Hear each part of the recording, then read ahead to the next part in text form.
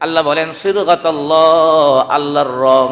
ওয়া মান আহসানু মিনাল্লাহি সিবগা, আল্লাহর রঙের চাইতে উত্তম রং বলো আর পৃথিবীতে কোন রং আছে কি? আল্লাহর রং। এখন আল্লাহর কি কোনো কালার আছে নাকি? দোকানে গেলে রং পাওয়া যায়, আল্লাহর কি কোনো রং আছে?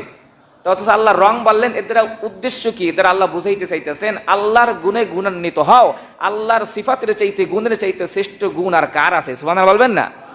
আল্লাহর রঙে তো রঙিন হওয়া সম্ভব না পুরোপুরি ভাবে। আমি কি না খেয়ে থাকতে পারবো?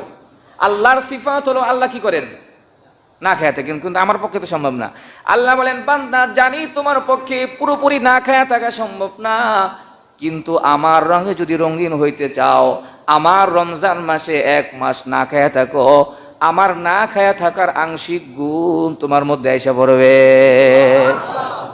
আল্লাহর আরেকটা সিফাত হলো লা তাখুযুহু সিনাতু ওয়ালা নাওম, আল্লাহ ঘুমানো না, আল্লাহ নিদ্রায়ও যান না, তন্দ্রাও যান না। কিন্তু মানুষ, তুমি তো না ঘুমায় থাকতে পারবা না। 1 সপ্তাহ না ঘুমাইলে আপনি পাগল হয়ে যাবেন। তুমি তো না ঘুমায় থাকতে পারবা না, জানি এই গুণ পুরোপুরি ভাবে তোমার মধ্যে আসা সম্ভব নয়। কিন্তু রাতের বেলা দাঁড়ায়া যদি রমজানুল মুবারকে তাহাজ্জুদ পড়ো আর সেহরি খাও আর তারাবি পড়ো, আমার না খেয়ে থাকার, না ঘুম, আমার না ঘুমানোর একটা গুণ তোমার মধ্যে আংশিক তোমার মধ্যে এসে পড়লো, তুমি আমার রঙে রঙিন হয়ে গেলা। সুবহানাল্লাহ বলেন।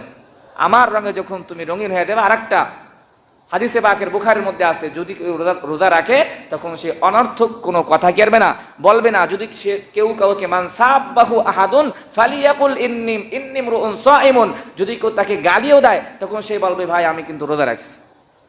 সে গালির প্রতি উত্তর দিবে না, সে বলবে আমি রোজা রাখছি। এই যে অনর্থক কথা না বলা, এটা কার গুণ? জোরে বলেন। আল্লাহর গুণ। না খায়া থাকা কার গুণ? জোরে বলেন। আল্লাহর গুণ। না ঘুমানো কার গুণ?